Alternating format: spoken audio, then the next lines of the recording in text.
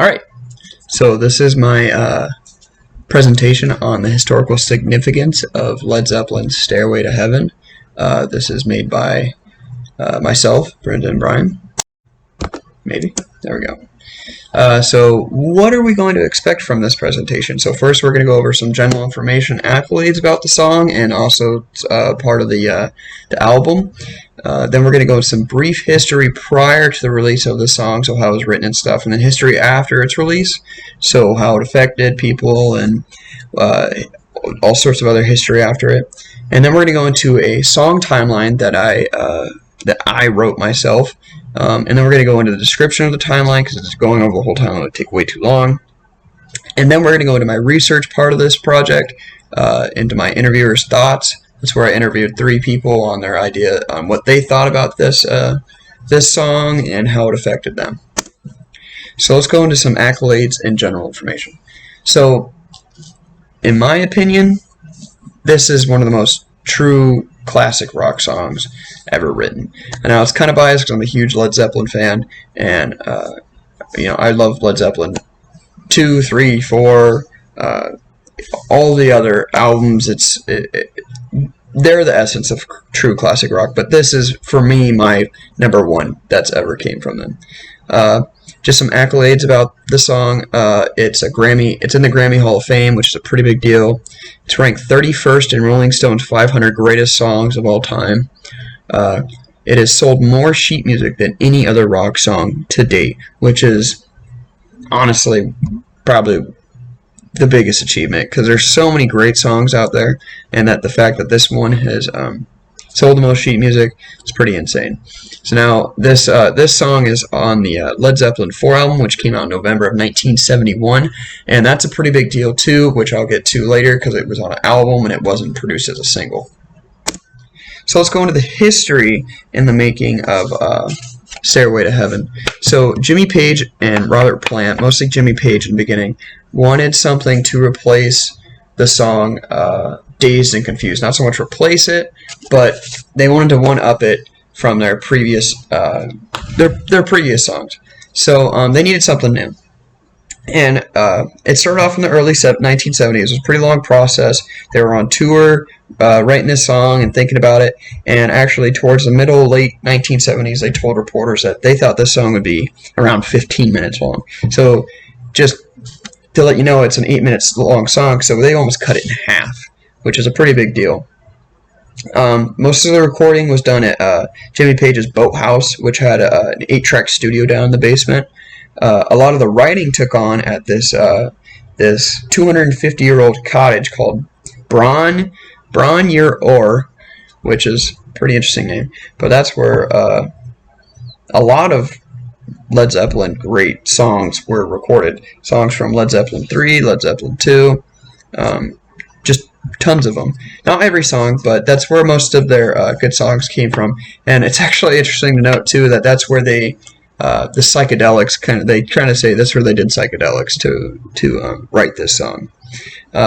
So now a big thing too is the recorder in this song. So it was Jimmy Page and Robert Plant. They both didn't even think about having the recorder in this song. Jimmy Page was a guitar player. He had made up the tune for the song that you'd so commonly heard from a guitar, but it wasn't until John Paul Jones thought of putting the recorder in it. And actually, a fact is that there's 3 different types of recorders in this song. Also, in another documentary where it says accelerates and through the song, Jimmy Page explains how he wanted this song to be something that opens up, something that it starts to readily accelerate to show that verses are more meaningful than others. And you can hear that throughout the song when there's drums, it's a quick drum playing, you can hear it starting kind of advancing the song. Also, Jimmy Page really, he's an amazing guitar player, but he also wanted the guitar solo to build up, so you kind of knew it was coming because it's less than a lot of the other guitar solos. It's got a meaning to it, and you'll see that when I get to the song timeline. It really builds character to the song. So after the release of Led Zeppelin IV. So in the beginning, like I said, it wasn't as popular, or I didn't say this, but that's a big part of it being a single, or not a single. It was on an album, so it wasn't as popular in the beginning. Most songs at the time back then that were played on the radio usually came in the form of a single. It was someone's huge single hit that they played. But, I mean, that didn't really stop the song. Obviously, today it's one of the greatest songs ever. And it eventually got played a lot. It's actually a really easy song to play, too. That's why you hear it so much. So they went on tours. It's been rated as one of their best songs to play on tour. It's also recognized as one of the greatest rock songs ever written on a lot of magazine covers. I mean, for a lot of them, they think it's the number one. Now, that's more of an opinion, but that just goes to show with more opinions that it's probably true.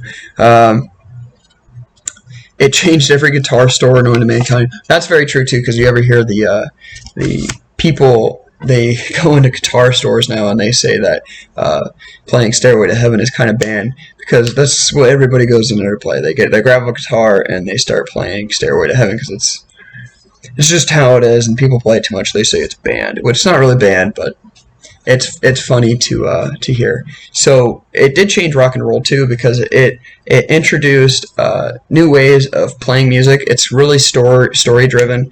You know, that's kind of how Led Zeppelin is already. They have songs like The Battle of Evermore. You could think of like Gallows Pole. There's just so many. There's so many songs that they've came out with that just they have more meaning to them. If you really look into them.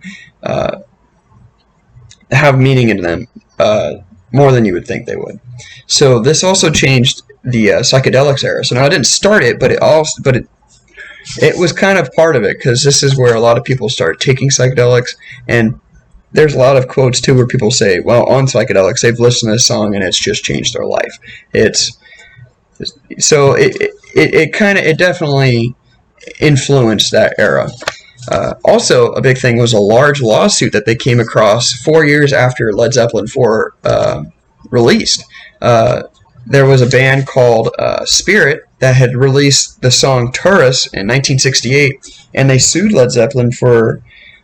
they supposedly thought that they had stolen their opening guitar riff from that song Tourist. Eventually, nothing came out of it, and they said Led Zeppelin... Jimmy Page and Robert Plant did write the song, and nothing came up of it. So I just want to add this into it here too. This is Jimmy Page's quote. He says, "To me, I thought Stairway crystallized the essence of the band. It had everything there and showed the band at its best. As a band, as a unit, not talking about solos or anything. It had everything there. We were careful never to release it as a single." Key part right there. "It was a milestone for us. Every musician wants to do something of lasting quality, something which will hold up for a long time, and I guess we did it with Stairway." Alright, so this is my song timeline too, which I will open for you. Won't go get into it. You could pause it, or you can open up the link, but this is pretty deep into it. This is definitely one of those songs where you want to go understand the lyrics, because the lyrics they're pretty top-notch. I never understood how important those lyrics really were. So let's get into decoding the timeline. So in short, this song is actually really religion-based. You can kind of skim through. If you start, it's obviously called Stairway to Heaven, which is pretty, you'd think it'd be religious-based. But if you start listening to it, it kind of fades out because they use words like Piper, and they start saying smoke through the trees, and you're just really lost, and you don't know what they're talking about. But in reality, the whole thing's a religious story. It's about a female who is stubborn. She thinks that everything that's glitter turns to gold, and she thinks she can just buy her way and buy herself a stairway to heaven. But what she needs to learn, and that's what the narrator, who is, obviously the band speaking on it, she needs to listen to the whispering winds that lead her to the piper, which in the piper in this song is pretty much God. The only way you can really get through there is listening very hard. There's a lot of gray areas too in these lyrics, which are go into saying they didn't really they didn't even almost know what they were writing sometimes. But Page even said that he kind of deciphered it different on different days. But this is pretty much what it's coming out to. It's a very religious song, and towards the end, it says you can take either road. There's a religious road and an all-righteous road. But he says, down to the end, it's the religious road almost that you want to take. You want to listen very hard, which actually most people think is praying in the song. You know, you pray, you be good, you follow. But actually, after the guitar riff that I was telling you about, or not guitar riff, but the guitar solo that you can hear in the song, it's almost like traveling up those stairs. So it almost gives you a glimpse. And it comes to find that you see this woman who is shining white light, and she showed you that everything there is already gold. So gold is not the value. And then it goes into saying that even after telling this woman all of these things about how you can't be stubborn, you can't buy your way into heaven, she becomes and still stays stubborn, even though you've shown her the way to get there. So yeah, that's basically what the song's about. We're going to go into my research part of this song. So basically, my research study was just interviewing 3 individuals. The first question would be, was this song important to you in the 70s, and if so, how and what way did it impact you?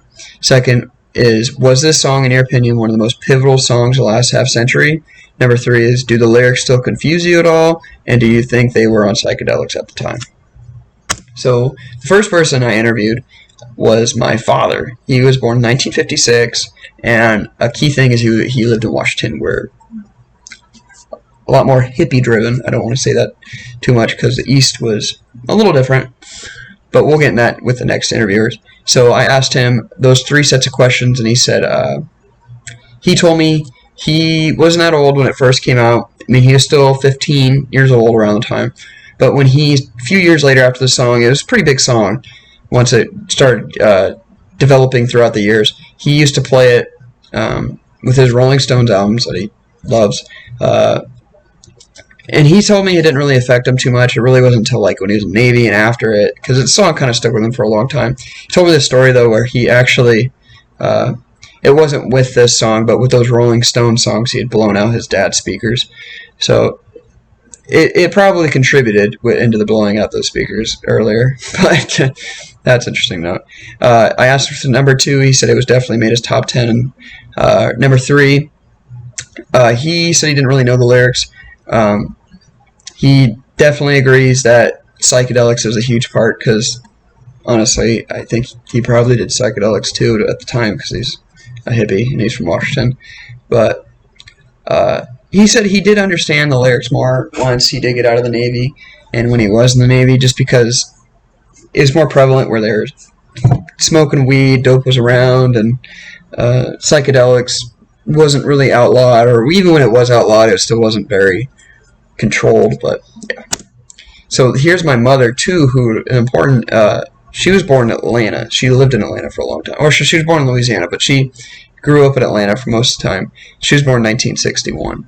She said that she didn't really know the song, obviously, when she was young, because she wasn't very old, she was only 10.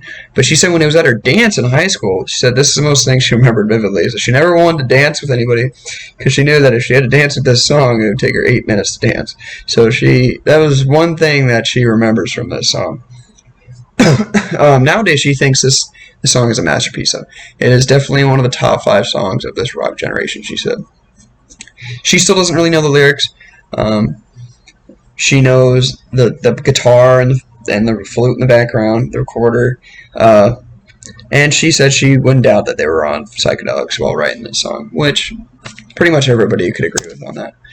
My aunt from Atlanta too, that's my mom's sister. She still lives there. She was born in 1964, so she's a little younger, but she's a little more interesting because she never really listened to this sort of music. She had the same experience in high school where she listened to this song happen, and she actually listened to it at their dance called Sock Hop. But the thing is, when she got done, she never really listened to this sort of music. She listened to like REM and more pop stuff when she lived in Athens, when all this stuff was kind of blowing up. So she doesn't really know too much about this song. She knows it's a great song, but she doesn't listen to it very much. She doesn't think it's one of the greatest songs, just because that's just her music taste. She also thought that psychedelics were probably an influence, not because she knows anything about it, but she just knows psychedelics were pretty common back then. And she doesn't really know the lyrics to the song. So here are my sources for everything that I have kind of gone over. Yeah, and that's about it. Thank you for watching my presentation, and have a good day.